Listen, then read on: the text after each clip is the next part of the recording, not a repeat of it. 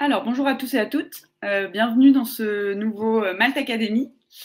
Avant qu'on embraye qu'on parle du vif du sujet, je veux bien que vous confirmiez dans la partie chat que vous m'entendez, que vous me voyez bien, s'il vous plaît, pour les personnes qui sont déjà là. Ok, ça a l'air bon. Donc, bienvenue. Je ne sais pas si vous êtes tous familiers avec le concept des Malte Academy. Donc, déjà, pour me présenter, moi, je suis Camille. C'est pas moi qui vais faire l'intervention aujourd'hui. Je vais laisser ensuite le micro, la scène à Agnès. Moi, je suis Camille, je travaille chez Malte, et donc Malte qui organise ces Malte Academies.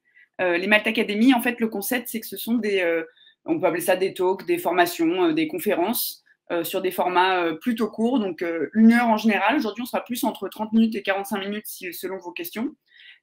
Pour en fait proposer aux freelances de la communauté Malte, mais aussi à n'importe quel professionnel, le temps d'une demi-heure ou d'une heure, de se former sur un sujet et d'en apprendre un peu plus. C'est une initiative qui a été lancée par Malte pendant le premier confinement, pour information, parce que nous, chez Malte, on faisait beaucoup d'événements avec nos freelances, notamment les profils un peu tech. Et pour compenser, on a mis en place tout ce système de Malte Academy pour que vous puissiez continuer à vous former. Pour info, on a un site Malte Academy. Vous avez accès aussi à des Malte Academy en français, en anglais, en espagnol et en allemand. Bon, c'est quand même principalement en français. Et voilà, et aujourd'hui, on a donc le plaisir d'accueillir Agnès qui va nous parler d'accessibilité. Pour la petite info, c'est aujourd'hui Agnès qui va parler, qui, suite à plusieurs conférences peut-être que tu en parleras Agnès, que tu as données, que je trouvais pertinentes de fournir à notre communauté de freelance. Et voilà, donc n'hésitez pas si vous avez des questions à les poser tout au long de la présentation. Et sinon, on fera un point à la fin si vous avez des questions sur la présentation, sur les Malte Academy ou sur Malte. Voilà, je te laisse prendre la suite, Agnès. Merci Camille. Donc bonjour à tous. Je suis contente de parler dans une Malte Academy pour la première fois, alors que d'habitude je suis plutôt spectatrice. Effectivement, comme elle l'a dit, aujourd'hui je vais vous parler d'accessibilité. Donc je ne sais pas si vous, en tant que freelance, tout autant que vous êtes, on vous parle parfois d'accessibilité. Donc moi je vais vous raconter un petit peu tout ce qu'on m'a dit sur l'accessibilité sur mes 2 premières années de freelance. Donc ce sera un petit retour d'expérience agrémenté de quelques parties instructives, je l'espère, si vous n'en avez jamais entendu parler ou si vous ne savez pas forcément par quel bout le prendre. Voilà, donc je vais partager mon écran pour la présentation. Je ne répondrai pas aux questions pendant, parce que j'ai un seul écran. Vous êtes là, tous. Vous pouvez poser les questions dans l'onglet questions au fur et à mesure, et j'y répondrai à la fin. Voilà, et du coup, si vous me voyez saigner du nez pendant la presse, allumez le micro et dites-le moi, parce que voilà, tout à l'heure j'ai saigné, je m'en suis pas rendu compte. Et ça m'arrive jamais, donc c'est juste la première fois. Mais c'est pas le stress de Malte Academy. Je suis contente d'être là, en vrai. Voilà, donc, allons-y, tous ensemble.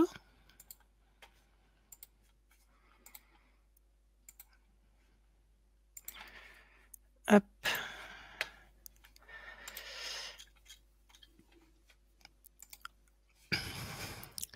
Donc c'est du recyclage de la même conférence que j'ai donnée à Paris Web, mais comme j'ai un petit peu plus de temps et que c'est pas exactement le même public, a priori ce sera pas la même conférence. C'est du recyclage, mais c'est différent. C'est du upcycling. Donc je vais vous présenter mon palmarès de 2021, des idées fausses sur l'accessibilité que j'ai pu rencontrer dans ma courte carrière de freelance. Alors quelques mots sur moi pour commencer. J'ai commencé à écrire du CSS et du HTML quand j'étais ado. Un petit peu plus tard, j'ai commencé à écrire du PHP, du vrai. Et donc depuis 2010, je suis développeuse web, full stack on va dire. Je vais toucher jusqu'à un petit peu d'admin 6, jusqu'au CSS et JavaScript, en passant par les bases de données et le back. Et j'aime bien faire un petit peu de tout. J'aime pas faire que du front et j'aime pas faire que du back. Je suis assez polyvalente et j'ai besoin de faire un petit peu de tout. En 2020, je suis passée en freelance. Donc, j'ai monté ma petite structure. Et dans la foulée, j'ai passé la certification Opcast, dont on va reparler un petit peu plus tard. Parce que j'avais des idées fausses sur la certification Opcast et sur ce que ça allait m'apporter. Et ça m'en a apporté un petit peu plus que ce que je pensais. Et en 2021, donc un an plus tard, j'ai décidé de me reformer, de passer une certification vraiment dédiée à l'accessibilité. On va voir pourquoi tout à l'heure. Parce qu'en gros, mes clients, je leur disais Opcast, ils entendaient accessibilité. Et moi, quand je disais Opcast, je pensais juste Opcast. Et du coup, j'avais pas forcément les compétences en accessibilité qu'ils me demandaient. Donc, j'ai été les chercher en allant me former plus spécifiquement auprès des experts de Access 42. Et donc, ces deux certifications sont vraiment très cool. Et elles sont finançables par certains fonds de formation. Donc, si vous avez un CPF, allez-y, franchement, ça vaut le coup, si vous faites du front.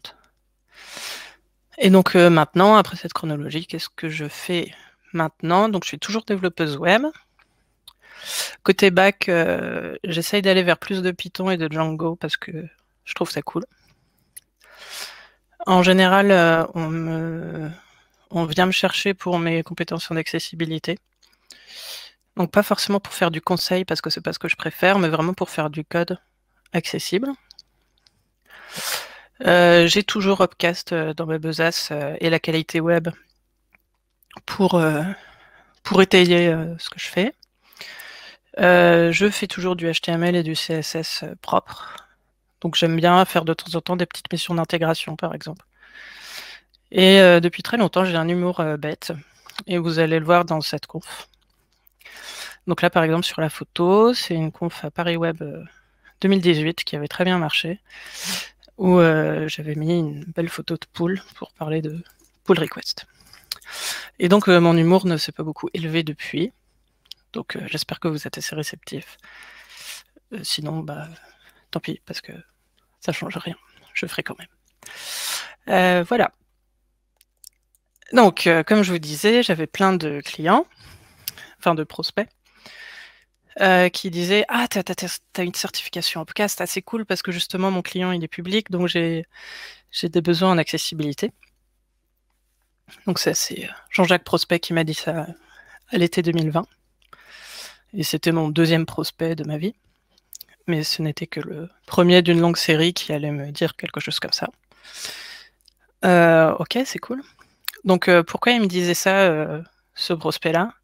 Parce qu'il faut savoir que si vous êtes une entreprise qui a une mission de service public, ou si votre client en tant que freelance, c'est le service public, les impôts, les transports, d'autres choses, en fait, ils ont une obligation de fournir des sites accessibles.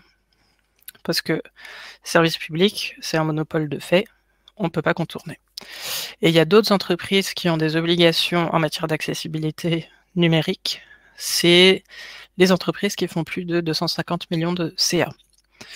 Donc si vous visez des clients publics ou grands comptes, ça peut être intéressant, vous, en tant que développeur web, de vous intéresser à l'accessibilité.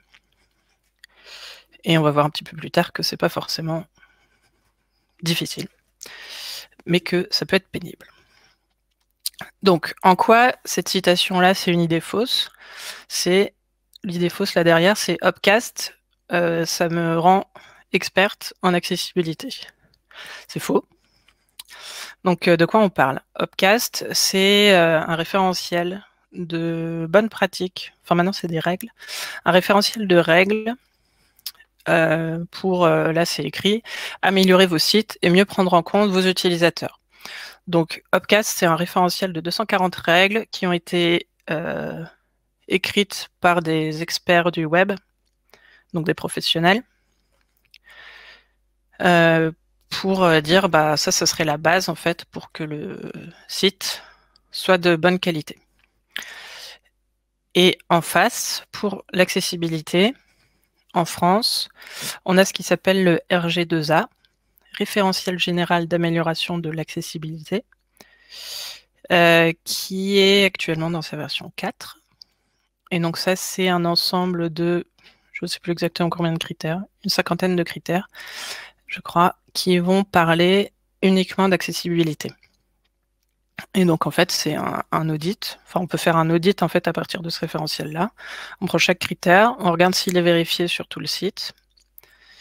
Et après, on peut donner un taux de conformité. Donc en gros, on a deux référentiels qui ont des points communs, mais qui sont quand même assez disjoints.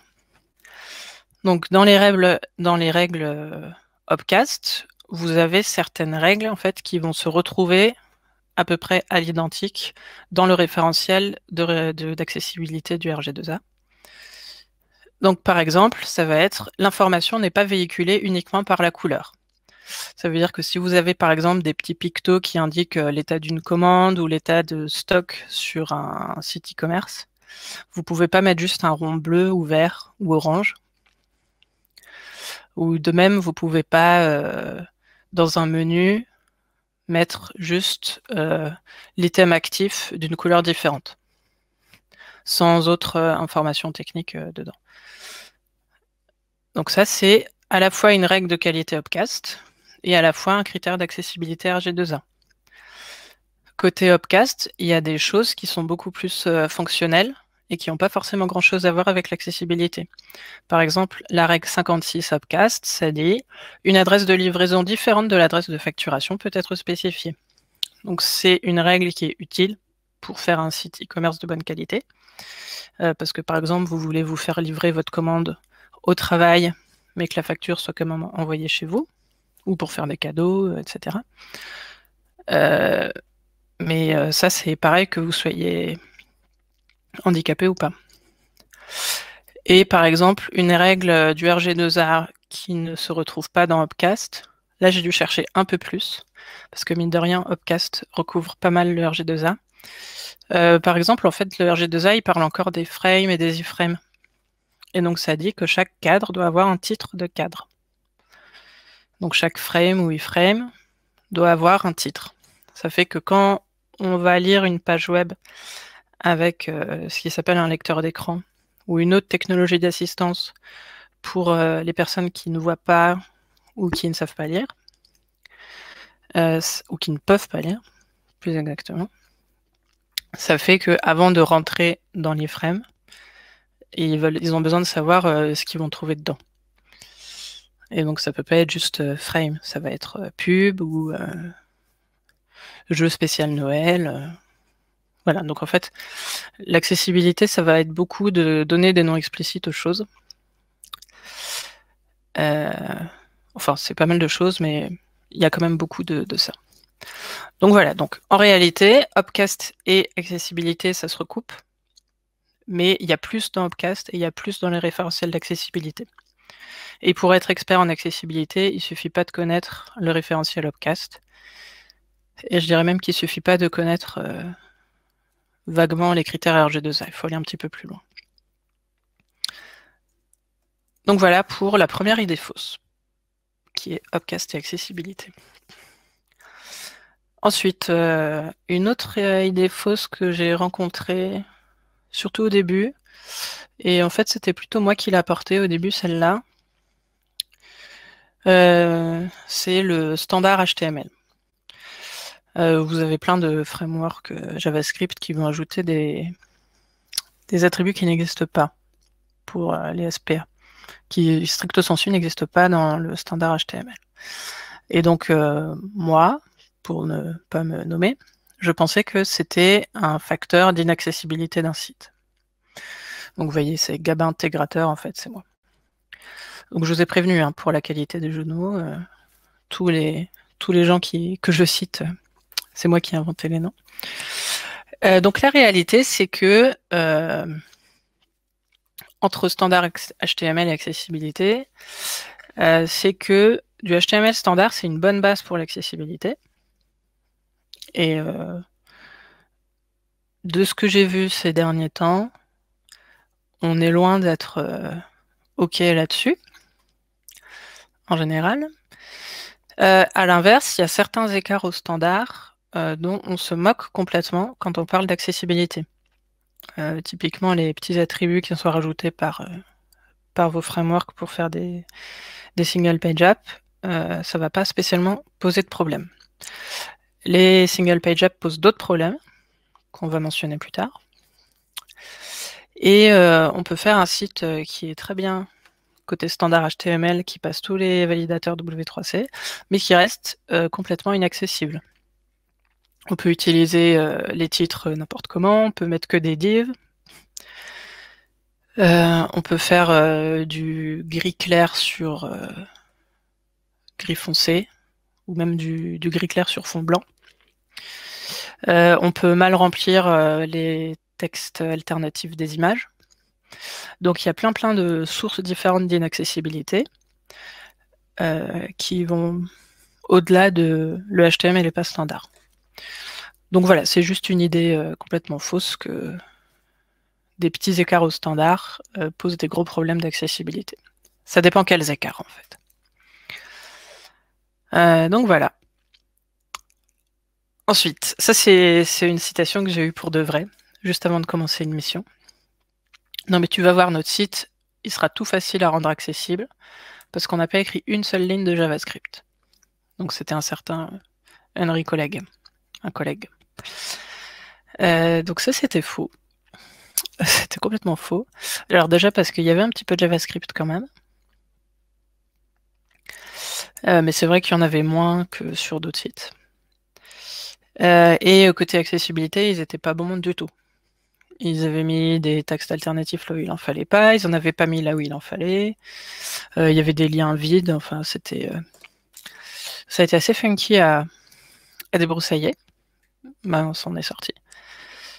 Mais voilà, donc JavaScript accessibilité. Donc on peut écrire du JavaScript accessible. On peut tout à fait. Ça demande souvent un petit peu plus de travail.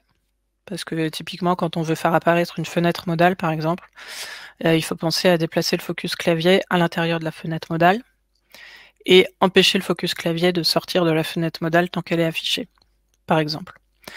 Donc, du JavaScript accessible, c'est possible. Souvent, ça demande un petit peu plus de travail, mais pas forcément beaucoup plus de travail, tant qu'on reste sur des petites doses de JavaScript. À l'inverse, on peut être tout à fait complètement et totalement inutilisable sans avoir besoin d'écrire une seule ligne de JavaScript. L'exemple de mes collègues dont on a fini par rattraper un petit peu les fantaisies, on va dire. Et parfois, on a même besoin du JavaScript pour être accessible. Parce que parfois, vous avez du contenu qui apparaît au survol de la souris. Parfois, vous faites de la validation de formulaire côté client. Et vous faites apparaître des petits messages de mise en garde. Parfois, les petits messages, il faut aider un petit peu le navigateur et les lecteurs d'écran à aller lire ces messages d'erreur pour qu'ils soient restitués correctement à l'internaute derrière. Donc voilà, donc JavaScript et accessibilité, c'est pas du tout des antagonistes. Et parfois, ils ont même besoin de travailler ensemble. Ah oui, et donc vu qu'on parle de JavaScript, je voulais vous montrer ça. Donc c'est un document du W3C qui s'appelle les Way Area Authoring Practice. Ou quand on parle un bon franglais, ça se dit Way Area Authoring Practice. En fait, c'est des design patterns. Donc vous avez un certain nombre d'éléments d'interface qui se retrouvent couramment dans les interfaces. Un fil d'Ariane, breadcrumb, les fenêtres modales, des menus, des sliders, etc. Donc il y a un peu de tout. Et donc c'est toujours bien d'aller voir ce document-là pour savoir comment utiliser ces composants d'interface et les rendre accessibles. Donc par exemple, si on va voir les fenêtres modales, donc tous les design patterns, en fait, ils sont construits de la même manière. D'abord, il y a une définition qui explique exactement de quoi on parle, parce que c'est quand même important de savoir de quoi on parle avant de passer à la suite. Ensuite, vous avez un exemple. Ensuite, très important, il y a une section Keyboard Interaction, parce qu'en fait, un gros point noir en général de l'accessibilité sur les sites qu'on me confie, c'est qu'ils ne sont pas utilisables au clavier. Or, il y a beaucoup de personnes. Donc en fait, le handicap et l'accessibilité, on ne parle pas que de personnes aveugles, en fait. On va aussi parler de personnes qui voient mal, qui sont déficients visuels sans être totalement aveugles, et donc qui ont besoin, par exemple, pour lire un site, de suragrandir le texte, ou de mettre des feuilles de style personnalisées pour accentuer les contrastes.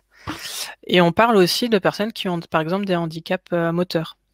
Et donc, c'est des gens qui, par exemple, n'ont pas de bras, ou par exemple, qui ne peuvent pas utiliser une souris, parce que c'est trop compliqué s'ils sont faibles au niveau des muscles dans les bras. Et donc, en fait, il faut permettre à ces personnes-là de naviguer juste au clavier. Et donc souvent, un truc qui marche très mal, c'est la navigation clavier dans les interfaces. C'est un truc qui est impossible à deviner, en fait, si vous n'avez jamais été sensibilisé à l'accessibilité. Et puis, l'idée qu'il y a dans ce document-là du W3C, c'est que chaque fois que vous avez une modale, elle se comporte pareil. Donc, comment ça doit marcher la modale au clavier? Quand la fenêtre s'ouvre, le focus clavier se déplace à l'intérieur de la fenêtre modale. Et ensuite, vous avez des infos sur qu'est-ce qu'on met exactement dans la fenêtre modale. Qu'est-ce qui se passe quand vous appuyez sur Tab? Qu'est-ce qui se passe quand vous appuyez sur Shift Tab? Et qu'est-ce qui se passe quand vous appuyez sur Escape? Parfois, l'interaction clavier, elle va parler aussi des flèches, par exemple. Des flèches du clavier. Ou des boutons page supérieure, page inférieure. Donc, en gros, on lit cette partie-là et on écrit le bout de JavaScript qui va bien pour que ça soit conforme.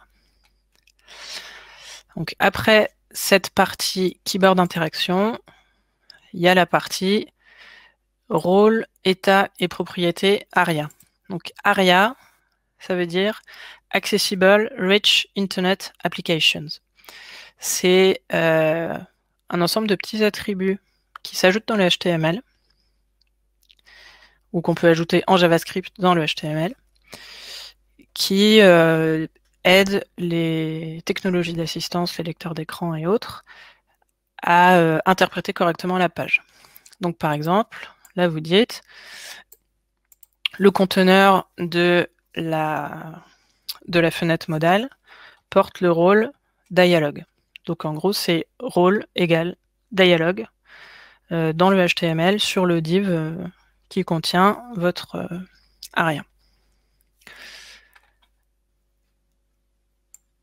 Et donc en gros, tout ce qui est dans le dialogue tout le matériel nécessaire doit être dans ce div-là. Il faut lui ajouter un attribut ARIA modal qui est à vrai. Ça veut dire que le lecteur d'écran, il va jamais sortir de là tant qu'on ne ferme pas ce truc. Et ensuite, il faut lui donner un ARIA label. Et si on veut, un ARIA described by, etc. Donc, retenez bien ce document-là, les Why ARIA Authoring Practice, avec tous les design patterns. Donc, il y en a certains qui sont très discutables, notamment le menu, au niveau de l'interaction keyboard. Mais il y en a quelques-uns, notamment le dialogue, le tooltip, les tabs, les onglets. Allez y faire un tour la prochaine fois. Parce que genre c'est pas forcément instinctif. Parce que genre les flèches et les tabs ont pas exactement le même comportement. Donc voilà, c'est si vous devez retenir qu'un seul truc de ça, c'est ce document-là, parce que c'est vraiment par l'exemple et ça vous épargne vraiment une partie du travail de conception et ça va vous éviter de faire des interfaces inutilisables parce que ce sera impossible de deviner comment ça marche pour un usager qui dépend uniquement du clavier. On continue. Bon, du coup, je vous ai expliqué tout ça, et là, vous dites, ça a l'air chiant, ça a l'air compliqué. Donc, c'est un certain Gaëtan Pi qui est très fataliste. Tant pis, l'accessibilité, c'est trop difficile. J'arrête. J'y arriverai jamais. J'ai aussi la variante, oh, l'accessibilité, c'est chiant. Ou, on laisse tomber, ça coûte trop cher. Donc, je conçois que parfois, ça puisse être un petit peu brainfuck, un petit peu touchy, un petit peu compliqué.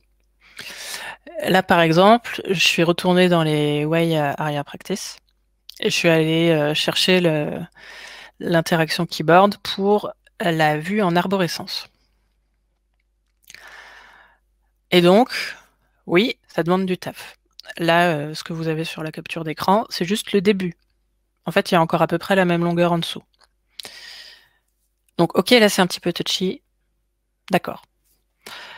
Mais dans l'immense majorité des cas, vous ne faites pas des vues en arborescence du lundi au vendredi dans votre vie de tous les jours. Ce que vous faites du lundi au vendredi dans la vie de tous les jours, c'est des menus ou des formulaires. C'est bien ça, les formulaires, non? Donc, s'il vous plaît, renseignez-vous au moins sur comment on fait un formulaire proprement et comment on fait un formulaire accessible. En fait, ce qui est cool avec les formulaires, c'est que le navigateur, il fait déjà genre 99% du boulot à votre place si vous écrivez le code correctement. Là, par exemple, un label et un input, en 2021, j'ai encore eu des inputs qui n'étaient pas reliés à leur label. Donc là, vous voyez à gauche, vous avez un champ nom qu'il faut remplir avec le nom du client, un champ email qu'il faut remplir avec l'email du client. Eh ben, ils n'avaient pas d'ID et ils n'avaient pas de label. Donc non, ça je suis pas d'accord, c'est pas compliqué.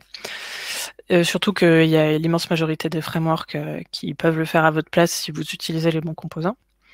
Donc s'il vous plaît, en 2021, j'en ai marre en fait de faire des audits de sites où je dois expliquer la base de la base de la base des formulaires en HTML. Et donc ça c'est le niveau 0. Hop, j'ai pas fini. Et donc là à droite, le niveau 0.1, c'est quand vous demandez à quelqu'un de choisir parmi plusieurs les radios par exemple, ou les checkbox. Comment vous faites? Parce qu'en fait, il y a deux niveaux de légende. Il y a choisissez votre animal préféré, et après, à chaque radio, il y a un libellé, chien ou chat. Tiens, je me suis foiré d'ailleurs. J'ai écrit chien et chien. Bon, faisons comme si on avait écrit chien et chat. Donc, comment ça marche dans ce cas-là? En fait, chaque petit libellé est relié à son input radio, avec label fort et un ID sur le input. Et ensuite, vous entourez tout ça d'un field set avec un élément légende. Legend, quand on parle franglais. Vous pouvez mettre des divs là-dedans, ça porte pas à conséquence. Donc ça marche bien. Disons, du coup, vous faites comme ça, en fait, vous n'avez pas grand-chose à faire de plus pour l'accessibilité. Le lecteur d'écran, il saura dire « Choisissez votre animal préféré, chien, chien, chat, chat. » Donc c'est cool quand même. Vous voyez, il n'y a pas besoin que ce soit hyper compliqué, vous n'avez pas besoin d'écrire des lignes et des lignes de JavaScript pour faire un formulaire accessible. Alors, il y a quand même un truc avec le field set qui est pénible, c'est que ça ne marche pas si vous voulez faire du grid ou du Flexbox sur Google Chrome et sur Edge. Donc ce que vous pouvez faire dans ce cas-là, je vais retourner dans les UI Araya. Ah, c'est où? Je sais plus. Donc en gros, vous pouvez aller voir Role Group Araya. En gros, ça refait le field set. Vous voyez, classe tree. Non, pas avec une arborescence. Bon, j'aurais dû... je suis un petit peu en impro là. Donc en gros, regardez le role group. Ça vous permet de faire un field set avec un div. Et après, il faut quand même prévoir la légende d'une autre manière. Donc voilà. Donc si vous avez déjà un div, en fait, normalement, vous pouvez vous en sortir avec 2 attributs ARIA bien placés, sans avoir besoin de le changer en field set et vous exposer à des problèmes de bugs de rendu sur certains navigateurs. Alors moi, quand j'ai découvert ça, j'en ai parlé sur Twitter en disant « Oh là là, mais c'est terrible hein !» Et puis tous les intégrateurs qui faisaient plus d'intégration que moi, ils étaient là « Ouais, pouf, c'est saut 2018 comme bug, tu savais pas ?» Voilà, donc maintenant vous savez aussi. Voilà, alors ça c'est un ajout par rapport à la conférence Paris Web. C'est l'idée que l'accessibilité, on peut le faire en 2 jours juste avant la mise en prod. Donc en gros, j'ai eu 2-3 clients qui m'ont dit cette année tu pourras faire une passe d'accessibilité sur la recette quand on aura fini les devs, et comme ça on corrigera avant la mise en prod. Il avait de l'espoir. Enfin, elle, parce que c'est Tess. Et donc moi, je savais pas, parce que ça faisait pas longtemps que je suis freelance. Et donc je dis oui, ok, d'accord. Et donc maintenant, je sais. Il faut pas faire ça. C'est horrible. En gros, je suis allée sur le site pour faire ma petite passe d'accessibilité à la recette à la fin des devs. Et j'ai pleuré, en fait. J'ai juste dû leur dire de tout refaire. Donc ils m'ont détesté. Et après, à chaque réunion, je sentais que le dev en chef, il était de plus en plus tendu. Et il me détestait de plus en plus. Et moi, je sentais que je perdais de plus en plus de karma. C'est pour ça que j'ai saigné du nez tout à l'heure. Voilà. Donc, effectivement, l'accessibilité, c'est pas chiant, sauf quand on se débrouille pour que ce soit chiant. Donc, le meilleur moyen pour vous autres de détester l'accessibilité, c'est d'aller chercher un auditeur qui va vous faire un audit. Et vous allez découvrir qu'en fait, il faut tout recommencer si vous voulez être conforme au RG2A alors que vous êtes obligé. Et quand je dis tout, franchement, c'est tout. L'audit que j'ai fait là, en gros, il y a des critères RG2A qui disent la page est bien structurée, où il y a des éléments obligatoires qui sont là. Ça dit qu'en gros, l'entête, il faut qu'il soit dans un élément header, le contenu principal qui soit dans un élément main, et le footer qui soit dans un élément footer. Et que les zones de navigation soient dans des zones nav, dans des éléments nav. Et donc j'ai dit, bah, c'est pas compliqué de faire ça quand même. Tu dois pouvoir changer ton template de base et 2 petits bouts de CSS. Et donc non, c'était pas possible parce que en gros, ce template, il était utilisé partout. Bon, bah, tu peux peut-être revoir ton composant formulaire pour qu'on puisse pour ajouter les petits rôles ARIA à gauche à droite. Bah, non, c'était pas possible non plus parce qu'il y avait de l'historique derrière. Donc c'est comme ça que moi j'ai perdu du karma et que lui là en face il déteste l'accessibilité maintenant parce que ça a été mal géré sur ce projet-là. Et donc là ils ont une conformité qui est tout juste de 51%. Parce qu'il y a plein de trucs que je leur ai dit plusieurs fois et qu'ils n'ont pas pu résoudre parce qu'ils étaient bloqués dans le code. Machin. Donc le meilleur moyen quand même, je trouve, de gérer l'accessibilité là-dedans, c'est de former tout le monde pour que dès le début, ça soit pas trop mal conçu et pas trop mal codé. Donc on a parlé de structure de page, on a parlé de structure de formulaire, je vous ai beaucoup parlé d'interaction clavier, parfois il y a quelques attributs ARIA à prévoir, et tout ça, c'est pas forcément le bout du monde. Et si vous avez déjà ça, ben après l'audit accessibilité, il se passe beaucoup mieux. Et vous avez effectivement juste quelques petites choses à corriger. Donc là, je vous ai parlé de code, mais en fait, ça va parler de design aussi. Idéalement, il faudrait concevoir le design, les interfaces et les interactions en ayant au moins une base d'accessibilité en tête. Prévoir que les contrastes doivent être suffisants.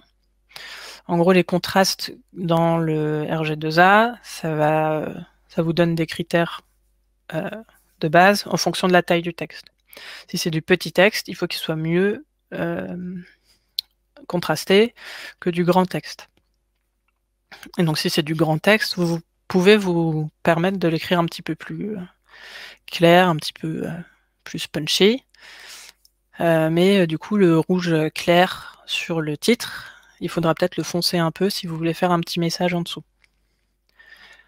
Mais quand on le sait, c'est pas le bout du monde. Et surtout si on le prévoit dès la maquette, au lieu de découvrir à l'intégration qu'en fait ça va pas, ou de découvrir à la mise en prod qu'en fait ça va pas. Voilà, il y a des moyens pour que ça se passe mieux. Aussi côté design, prévoir à quoi ressemblent les choses quand on a le focus clavier qui est activé. Donc en fait, quand on se déplace au clavier, il y a une petite, ce qui s'appelle une outline, un petit contour, qui se déplace autour de ce qui est mis en valeur. Et ben, on peut prévoir en fait de styler cette outline et de le rendre cohérent avec le reste de la charte graphique, au lieu d'avoir le petit pointillé qui est quasi invisible et que la moitié du temps, le client demande d'enlever. Bah non, en fait, le focus clavier, c'est vital pour les personnes qui n'utilisent pas de souris ou qui, que ce soit définitivement ou provisoirement. Vous, parfois, vous remplissez quand même vos formulaires en appuyant sur Tab pour passer d'un champ à l'autre. Et c'est insupportable quand vous ne savez pas quel est le champ qui est actif. Et ben, imaginez qu'en fait, vous n'ayez pas le choix et que vous deviez faire toute la navigation sur tous les sites au clavier. Bah, c'est quand même beaucoup plus agréable quand on voit que ça a été prévu, le focus clavier, que quand on a l'impression que c'est vraiment le parent pauvre. De même, il y a les liens d'évitement. Les liens d'évitement, c'est les petits liens que vous voyez parfois en haut de page, qui disent aller au contenu, aller au menu, aller à la recherche. En fait, ça permet, quand on navigue au clavier ou avec un lecteur d'écran, d'aller directement à la partie du code qui nous intéresse, enfin la partie de la page qui nous intéresse, pour éviter de refaire tab, tab, tab, tab, tab 58 fois pour traverser le menu. Prévoir aussi les alternatives. Par exemple, il y a une règle RG2A qui dit que si vous mettez une vidéo, vous devez fournir une transcription texte intégrale de la vidéo pour les personnes qui ne peuvent pas regarder la vidéo. Même si la vidéo est sous-titrée. Il faut aussi qu'elle soit sous-titrée. Mais en fait, il y a des personnes qui ne peuvent pas de toute façon regarder une vidéo. Parce que il y a des gens qui sont sourds et aveugles. Et donc, qu'est-ce qu'ils font dans ce cas-là? Leur lecteur d'écran, c'est pas une vocalisation qui lit à voix haute le contenu de votre page, c'est une plage braille. Donc, ils lisent votre site. Votre vidéo, ils peuvent pas la lire en braille. Ils peuvent pas l'écouter non plus. Dans ce cas-là, ils prennent la transcription texte et ils la lisent du bout des doigts sur leur plage braille. Et donc, le designer, il peut prévoir à quoi ressemblera le bouton lire la transcription. Au lieu que l'auditeur accessibilité lui demande 2 jours avant la mise en prod ou 2 semaines après la mise en prod, en fait, il faut ajouter un bouton. Il faut ajouter un bouton dans mon site, ça va tout casser ma mise en page. Et ben, en fait, l'accessibilité, c'est pas forcément rendre le site moche, c'est rendre le site complet pour tout le monde. Et là, je vais vous montrer, en fait, on peut faire de l'accessible qui n'est pas moche. Je vais vous montrer un exemple. Je protège. Quand on avait un petit peu travaillé sur ce site en début de... J'ai travaillé là-dessus en début d'année. Et là, vous voyez, en fait, le focus clavier, je suis en train de le déplacer. Et vous voyez qu'en fait, il a été prévu. Le jaune, bah, c'est le jaune de la charte. Ah, je me suis trompé de bouton. Tiens, ça marche pas.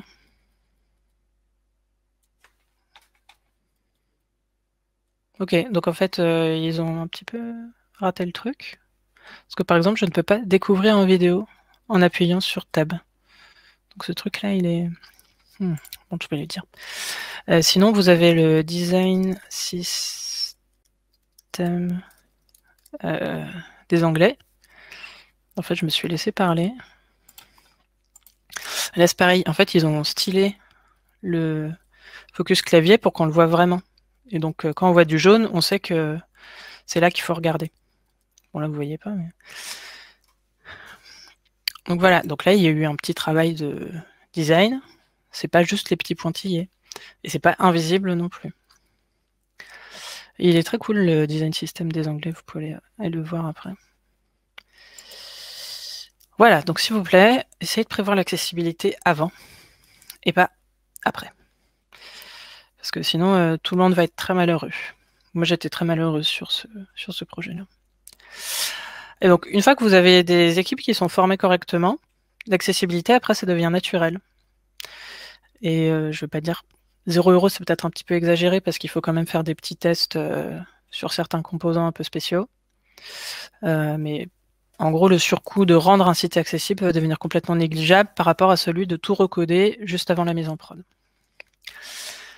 Donc si on continue, je fais du service public, je suis obligé d'être accessible sur mon site, je vais pas pouvoir utiliser mon framework JavaScript que j'adore pour faire une single page app, un certain Alban Angular. Donc si, en fait, vous pouvez faire des single page apps tout à fait accessibles. Ça, c'était une découverte pour pas mal de monde cette année.